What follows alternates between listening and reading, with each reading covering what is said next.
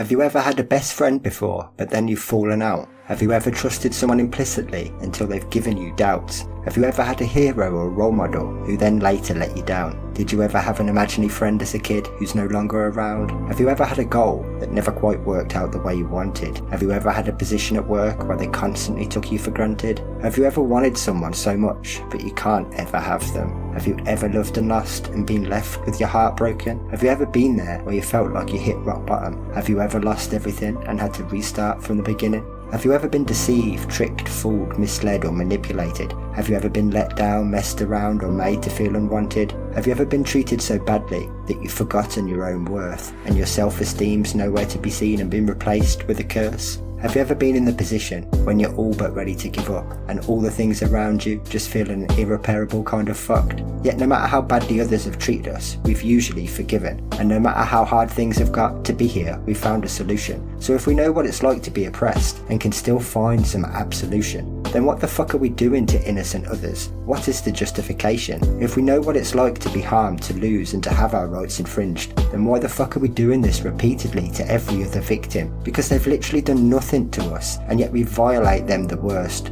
Lower on the scale than criminals, lower down than those who caused us hurt. The more vulnerable and docile they are, the more likely we are to exploit. No different than the predators in our own lives who took advantage of our plights. Except you aren't the hopeless in this story, you unnecessarily oppress them instead. No, this time you're the tyrant, the abuser, the monster under your childhood bed. It's sickening to think 3 trillion plus are all the victims of a prejudiced human curse that discriminates based on arbitrary traits and threatens to eradicate the earth, when it could all simply cease as suddenly as you choose for it to stop.